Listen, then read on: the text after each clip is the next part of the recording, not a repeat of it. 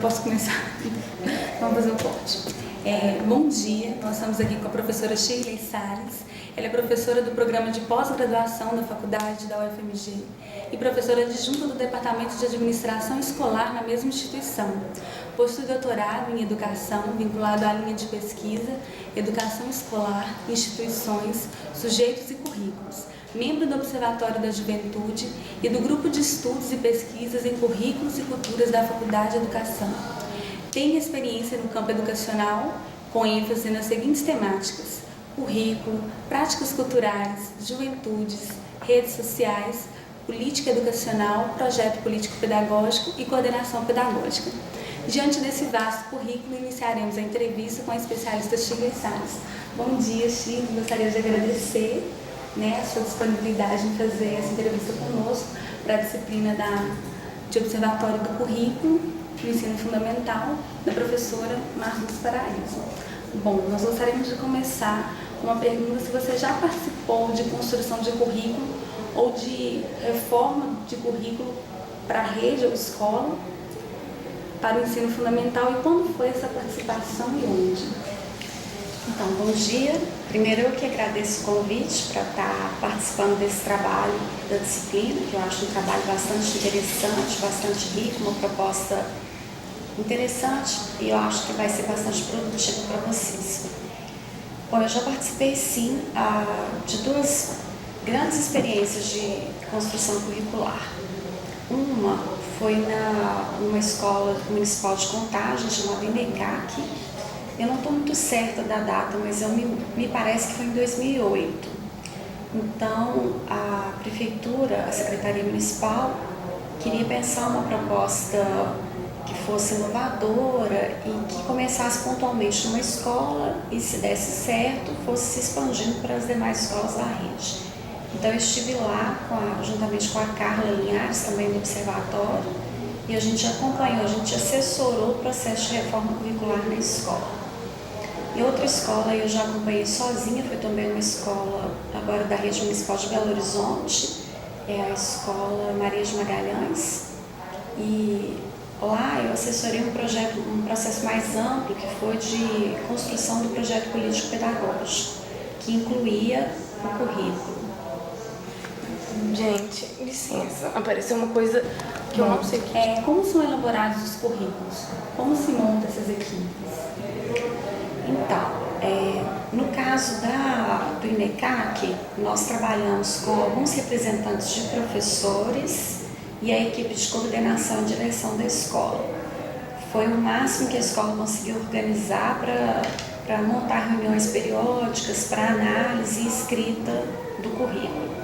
Já na Maria de Magalhães, na escola da rede municipal de Belo Horizonte, aí foi a escola inteira.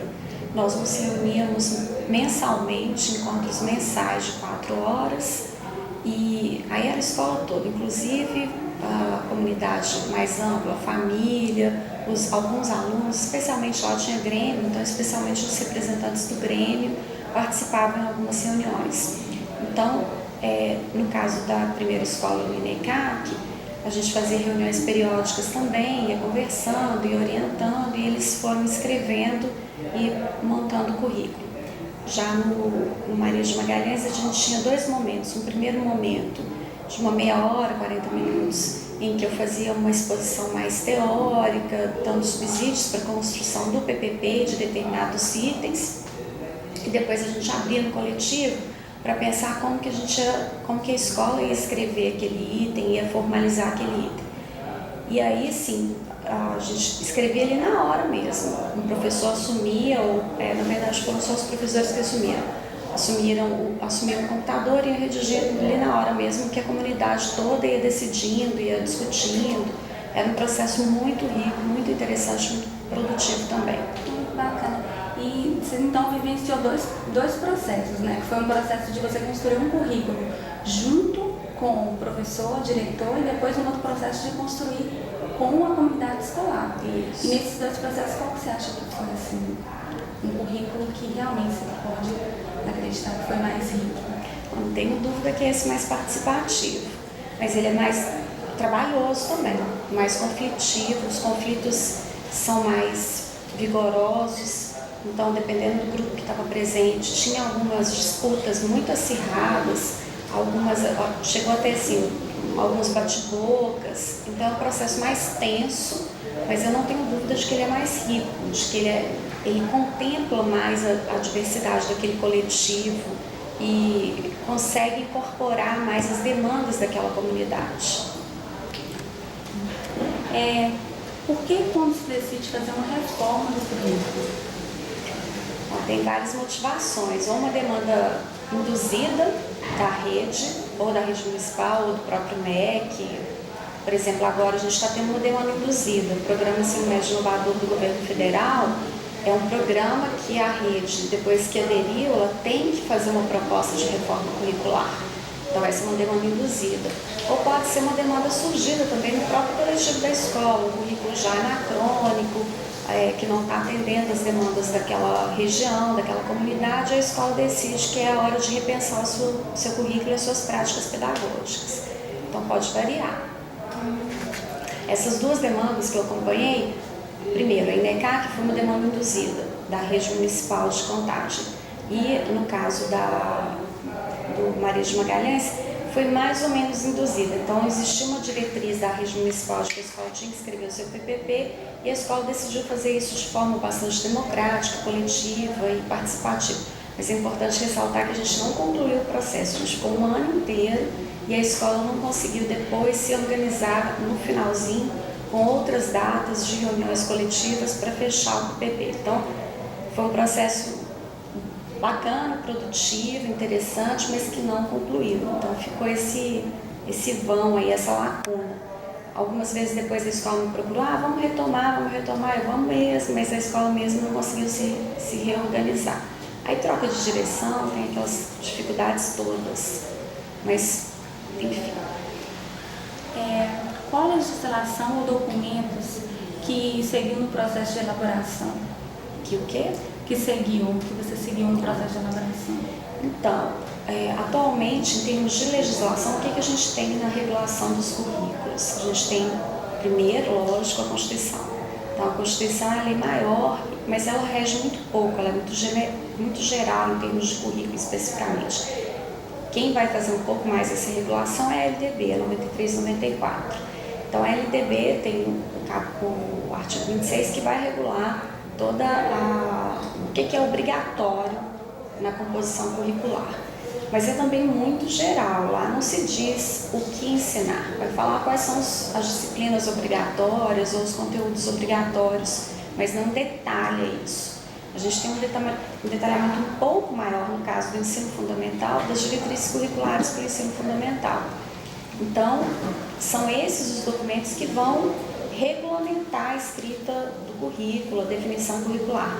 Mas é importante dizer que eles são documentos muito gerais. No caso da LDB, vai dizer em linhas gerais os conteúdos e as disciplinas obrigatórias. No caso das diretrizes, vai dar algum detalhamento, mas não chega numa minúcia. Essa minúcia, a própria LDB imputa, atribui como função da própria escola, via projeto político-pedagógico. Então, tem essa regulamentação geral, mas dentro dessa regulamentação geral tem muita liberdade para se criar e para se produzir o currículo da escola, com base na própria legislação que atribui a ela, à escola, a incumbência de elaborar o projeto político-pedagógico. Você acabou de falar, existe essa liberdade para a introdução de qualquer temática que o docente considerar relevante? Pois é, a liberdade existe, inclusive respaldada pela LDB, desde que constitua parte do projeto político-pedagógico.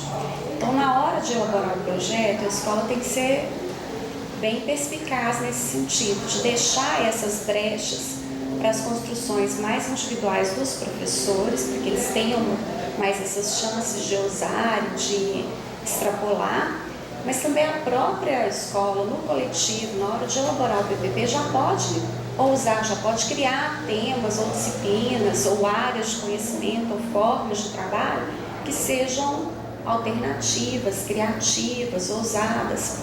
Mas é muito interessante isso, porque no INECAC, por exemplo, as escolas da Rede Municipal de Contagem que eu acompanhei, rede queria, quer dizer, a Secretaria Municipal de Educação queria que a escola inovasse. Ela induzia isso, olha, faça uma proposta inovadora, ousada, criativa, diferenciada. Então a escola tinha todo o respaldo da rede, da secretaria para fazer isso, mas não conseguia sair do arroz com feijão, de português, matemática, módulo de 50 minutos. Então, por mais que eu e a Carla, que assessorávamos na época, mostrássemos, olha, vocês podem fazer outras coisas, não precisam ficar presos nisso. A cultura escolar é de tal modo arraigada que a escola tinha muita dificuldade de sequer pensar alternativas diferentes dessa que vem se consolidando nas práticas curriculares nesses últimos anos. E então, além dessas, né, quais são outras dificuldades encontradas no processo de elaboração do currículo? Bom, como eu sempre falo nas minhas aulas, não é uma frase só minha, né? O campo do currículo é um território contestado. Então, é um campo de muitas disputas, de muitas lutas, de muitos embates, de muitos combates. Então, todo o processo de escrita, de reformulação curricular envolve essas tensões. Então, são momentos muito ricos que propiciam um avanço significativo da comunidade escolar quando ela está envolvida, empenhada e, enfim, imbuída nesse propósito de reformar o currículo, mas ao mesmo tempo traz muitos dilemas, os embates, as relações de poder para definir quem é que tem o poder de decidir o que é o currículo, o que deve ser contemplado, o que deve ser excluído. Então essas relações, elas são tensas, elas são de muito debate, de muita disputa mesmo, e os grupos às vezes se degladiam ali em torno do que vai vigorar como currículo da escola. Então a dificuldade é essa. Além dessa, que é uma dificuldade importante e constitutiva do currículo, a gente tem hoje no Brasil um processo muito intenso de processo de intensificação do trabalho docente que dificulta muito a organização das escolas para esses tempos coletivos de parar, pensar, organizar, reformar o currículo. Então, essa escola que eu contei, Maria de Magalhães, que a gente não concluiu o processo, é o exemplo clássico disso. A escola começou super empenhada, e aí com maior luta, e organiza os tempos, e convoca a comunidade, e convoca os professores. Mas a dinâmica da escola, a temporalidade da escola, ela é tão intensiva que aí chega fim de ano, tem formatura, tem recuperação, tem professores exaustos, e aí a escola já não conseguiu mais aquele tempo. Então, eu acho que essa questão do tempo e a intensificação do trabalho docente são fatores que jogam contra o repensar curricular. Quais são as vantagens, então, de se elaborar um currículo escrito para uma rede ou para uma escola? Pois é, para a rede, eu particularmente vejo... eu vejo problemas nisso. Quando você tenta padronizar, uniformizar um currículo para uma determinada gama de escolas, seja uma rede municipal, uma rede estadual, você corre um risco muito grande de padronizar determinados saberes e deixar de fora os outros. E essa é uma escolha interessada. Então, determinados grupos vão ser prestigiados e outros, obviamente, vão ser desprestigiados, excluídos, etc. Então, esse é o grande risco quando você toma a decisão de uma empreitada desse vulto. Em contrapartida, quando você faz isso no âmbito mais local da escola, convocando toda a comunidade, deixando essa comunidade pensar e repensar suas práticas, os saberes que ela vai contemplar, os conhecimentos que ela vai valorizar, isso é extremamente produtivo. Ainda que o currículo escrito não seja uma camisa de forças que vá engessar todas as práticas e defini-las indeterminadamente, é importante essa formalização, esse planejamento coletivo em que a comunidade se desdobra para pensar o que ela quer, qual é o conhecimento que ela quer, que currículo que ela quer. Então, isso é uma prática importante no âmbito mais local, mais específico da escola, do meu ponto de vista. Um currículo formatado e escrito não corre o risco de tornar um gesso e inibir a criação de possibilidades não mencionadas no documento? Corre o risco. Corre o risco sim, mas a Sandra Coraz, ela falou uma coisa em um texto dela sobre planejamento que me marcou muito. Ela diz assim, algo mais ou menos assim, que você entrar para uma cena curricular sem um planejamento é como você ir para a luta desarmado, correndo o risco de executar o planejamento de outras pessoas. Então, eu ainda acredito na importância do planejamento coletivo, pensado, com calma, analisado, etc. Agora, isso não pode significar um fechamento para as possibilidades inusitadas que acontecem no cotidiano, que são contingentes, que são inesperadas. Então, a professora ela tem que ter a possibilidade de se abrir para esses eventos inesperados e que certamente vão acontecer no currículo. Então, o currículo formal escrito ele não pode ser uma ferramenta para aprisionar o trabalho da professora. Ele tem que ser algo que dê algumas linhas gerais para ela conduzir o trabalho dela ao longo do ano. E essas linhas gerais pensadas no coletivo, para mim, são bastante produtivas, porque elas vão marcar a intencionalidade daquela escola, daquele grupo, sem, obviamente, se restringir a isso, se fechando para as outras entradas que certamente vão forçar a passagem. De que maneira o currículo deve ser elaborado para que as diversas culturas estejam presentes, não valorizando apenas os conteúdos que favorecem a padronização e os desejos das elites? Bom, o processo é esse que eu estou narrando. Abrir o coletivo da escola para esse repensar, para discutir, para planejar, para refletir. E aí algumas pessoas questionam, mas os pais nem sempre estão preparados, têm formação para fazer essa discussão.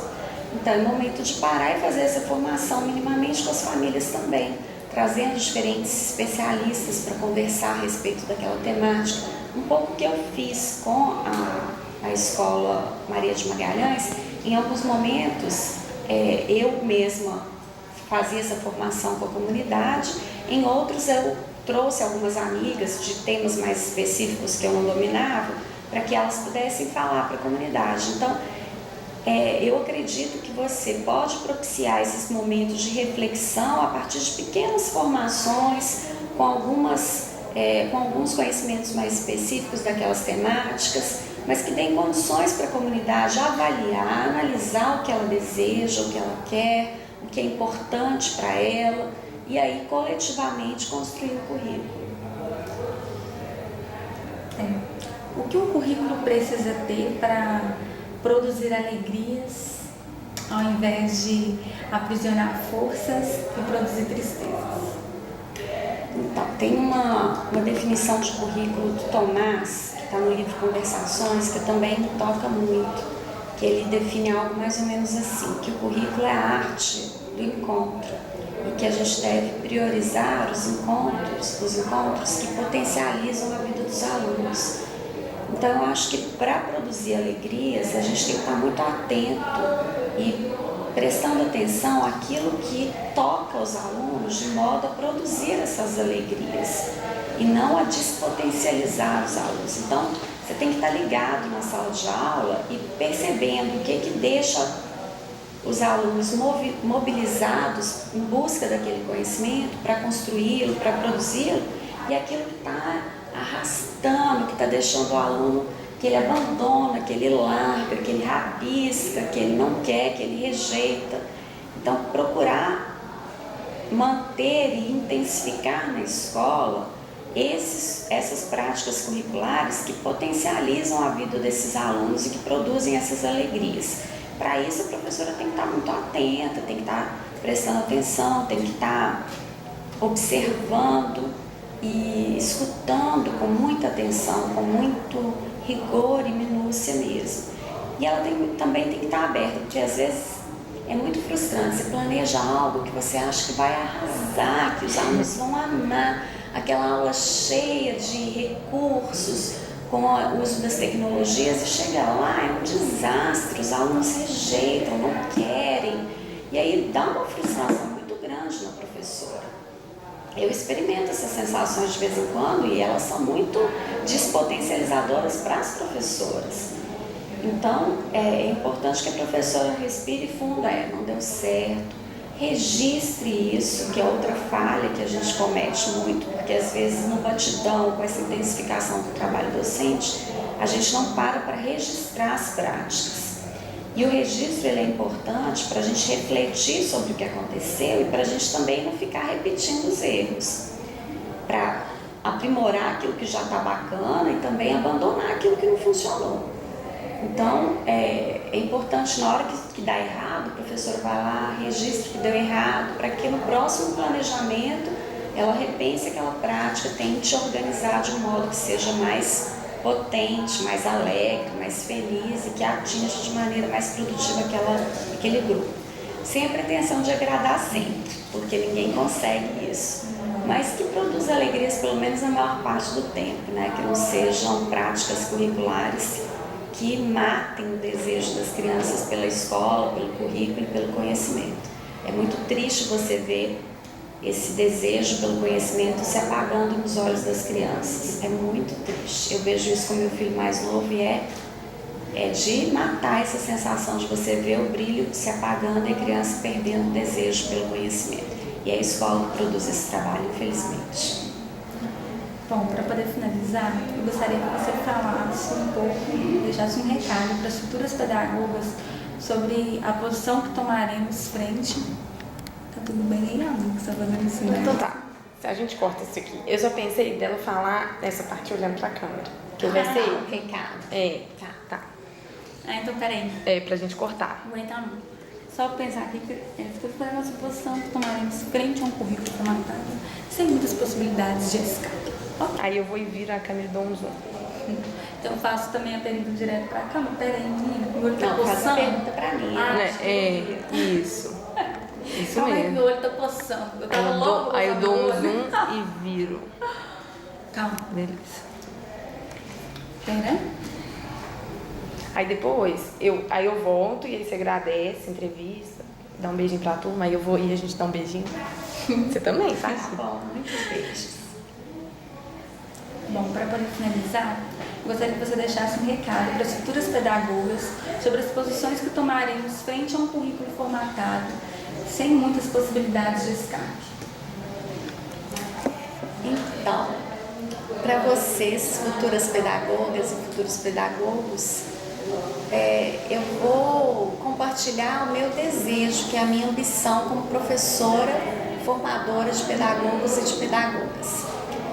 Eu desejo que vocês não se deixem aprisionar por essas práticas que produzem tristezas, que vocês encontrem caminhos para construir práticas mais potencializadoras e que contribuam para o desenvolvimento das crianças que estiverem e dos jovens que estiverem sob responsabilidade direta de vocês.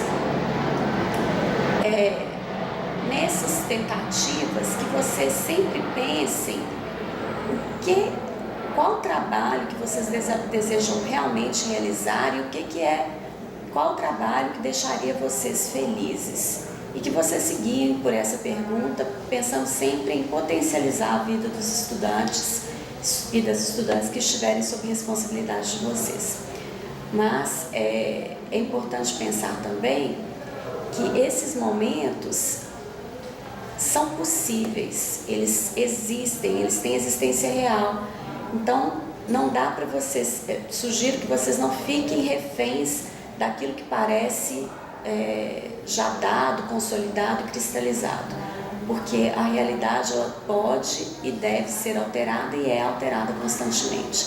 Então ousem, tenham energia e para isso também muitos argumentos bem fundamentados nas teorias que vocês assumirem politicamente. Sucesso! Muito obrigada, Shirley. Foi uma experiência maravilhosa ter você aqui falando pra gente. Eu aprendi muito com a entrevista, com o seu estilo de dar aula, com o seu posicionamento político enquanto professora, mulher, curriculista e outras coisas mais. Muito obrigada. Eu que agradeço. Beijo, turma. Beijo, gente. Beijo, Marluce. Valeu. Tchau. Gente, que delícia.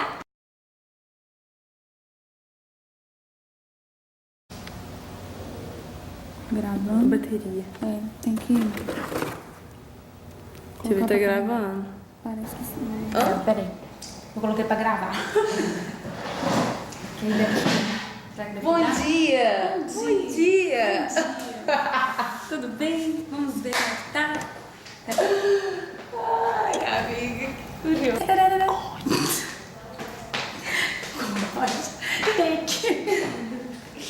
Bom dia! Hoje nós estamos começando mais uma entrevista com a Aline Ferreira para discutir sobre currículo. E aí, Aline, o que você acha do currículo da escola? Aprisiona Aprisiona. as forças com as suas formas. Último livro. Beijo, gente. Não vou nem mexer aqui. Para aqui, Eu né? tô usando essas cadeiras ali no fundo. Eu também não, mas a gente vai Nossa. tirar, não vai não? Vamos. É. Ai, amiga, você Mas é eu top. imaginei que Você é top.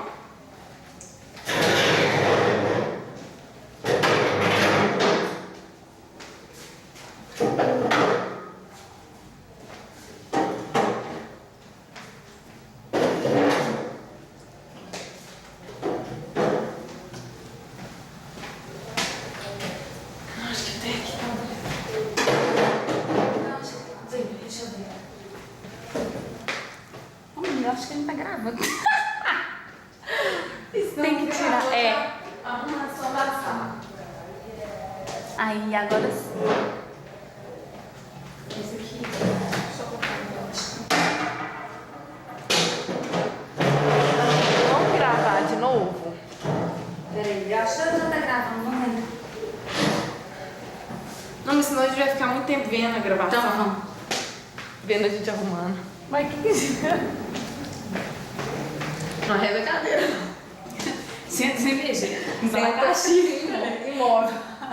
Na caixinha, que não pode arredar. Cadeira. Bom dia! Hoje nós estamos começando mais uma entrevista com a professora Aline Ferreira. E ela... Amigas, ela é da Google, vai ser professora.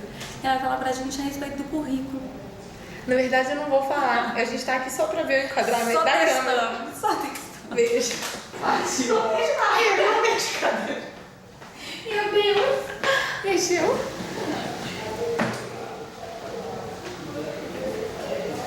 Não, tirei também, não entra aqui. Eu acho que tá escondidinho.